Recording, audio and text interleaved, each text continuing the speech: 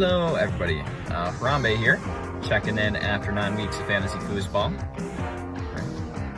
9 weeks. I had to think about that for a moment. Don't mind me if I look all sweaty. I just had the team doing some conditioning drills. I know we did pick up a victory last week, but I was very unsatisfied with our performance against Hawk Tua in week 8. So we definitely are building the cardiovascular endurance that we are going to need for a long postseason run. Couple teams battling for the 1 seed still. You got myself and you got Frank the Tank at 7-2. You got Brock Bauer, Suplex City right behind us there. It's going to be very interesting to see who takes the 1 seed. Overall, we got 6 teams that are above 500. We got 6 teams that are below 500. And somebody that's below 500 right now will be making the playoffs. They will be sneaking in for the 7th seed. Quick reminder, 1st seed gets first round bye. That is huge. But it does allow one of the lower teams to sneak their way into the playoffs. And once you're in, anything can happen. Anything can happen. Still a lot of time left in the season, too, if you got to make up some ground. Not too many teams are out of it yet. And if you are, I'm not going to mention you by name. 5 games left, a little less than a month until the trade deadline. The real life NHL trade deadline was pretty active. You saw Marshawn Lattimore go to the Commanders, Trey White to the Ravens, Zadarius Smith to the Lions, I think. And then all the trades that happened before, Cooper to the Bills, D-Hop to KC, Devontae Adams to the Jets, things of that nature. I've been a little disappointed this year with the lack of trades in bad company. I would like to see some more, especially before the trade deadline passes. As for my team, it's the only team I can really speak on at the moment. I am very open to making trades. There's only a couple guys that I'm not parting with. St. Brown and Nico Collins are the only 2 I can think of off the top of my head. Other than that, if it makes sense, I'm open for business. So feel free to send offers to me and to anyone in the league. Time's running out. Victories count for a lot right now, especially for those teams that are battling just to get in or stay in. So go make your team better.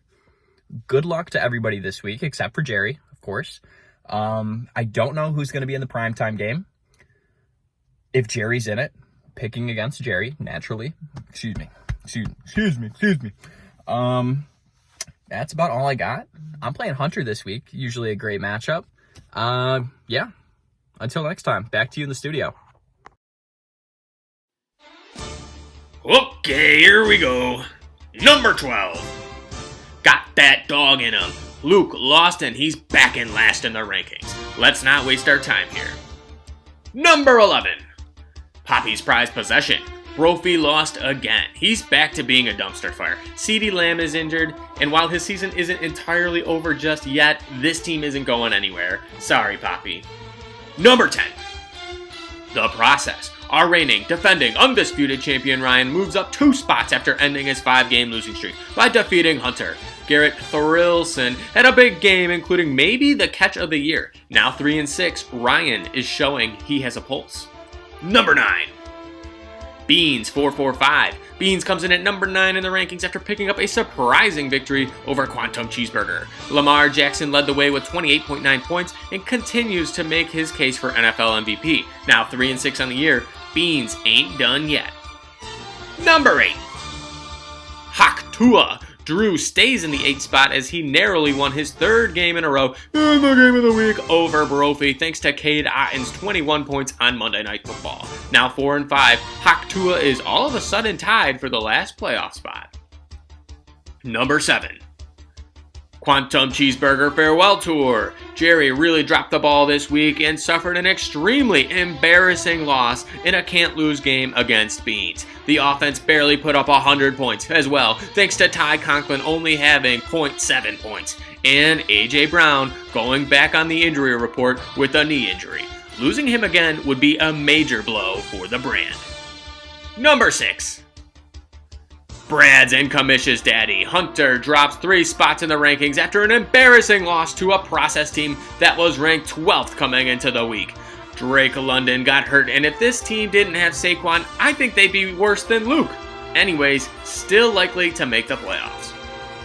Number 5.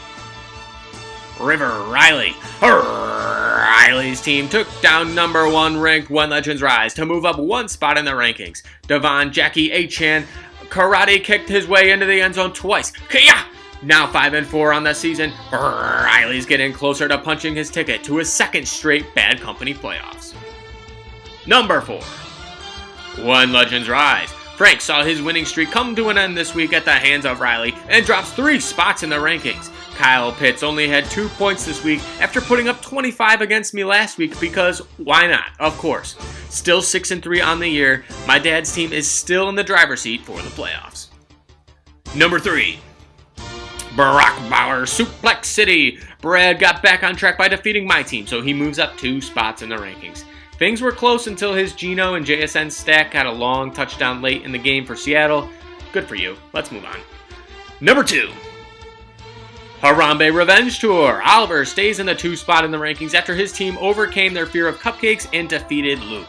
Darnell Mooney led the way with 19 points and capitalized on Drake London's mid-game injury that sidelined him. Mooney was already a wide receiver 1 on the season, but his value is going to go up even more if London misses long periods of time here. Harambe has done it again, folks. And number 1, the Implication Reunion Tour. My team lost our 3rd game in a row, this time in unlucky fashion, as I outscored 3/4 of the league this week.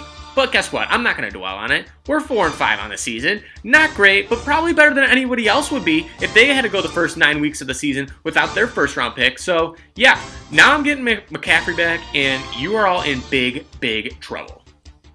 Now let's take a look at our playoff picture. Here you go. Harambe Revenge Tour would get the first round bye. Quantum Cheeseburger and River Riley would match up in the first round, as well as Brad and Kamish's Daddy versus When Legends Rise. And there I am, still in the 7th seed at 4-5, but I still think I could maybe make a run for the 2 or 3 seed by the time this season's over. So we'll see. And let's take a look at our Week 10 matchups. Last week I went just 1-5, so I'm due to go 6-0 or 5-1 with my picks this week for sure. First matchup, we got my team, the Implication Reunion Tour, taking on The Process. I'm taking the number 1 team in the rankings, Implication. Oh God, I don't even want to think about this matchup. But if I absolutely have to pick one of these teams to win, give me Poppy. Next, we got Beans 445 taking on Haktua. This is a big game for Beans if he wants to make the playoffs, so give me Beans in this one. Next! Quantum Cheeseburger Farewell Tour taking on River Riley. Jerry, his team's been going downhill lately, and I know I haven't been a big fan of Riley lately either, but give me Riley again. And lastly, we've got Harambe Revenge Tour taking on Brad's and Kamish's Daddy, and I'll take Harambe in this one. And in the game of the week, we've got When Legends Rise taking on Barack Bauer, Suplex City, in a father-son battle between Frank and Brad. These 2 teams have been 2 of the best in the league so far this year. And, Frank has an advantage at tight end this week with both Travis Kelce and Kyle Pitts, but he's also got the Titans defense, which isn't really going to wow anyone. Brad, on the other hand, has a good receivers, even though his Seahawks are on a bye, but his weakness is at quarterback. In fact, he dropped $275 in fab on Russell Wilson when nobody even else put a bid on him. That, my friends, is what you call a classic overpayment. But in the end, I'm going to take Frank the Tank When Legends Rise to get the win and move to 7-3. And that is all I got for you guys. Thanks again for watching. Have a great week. Go Implication Reunion Tour.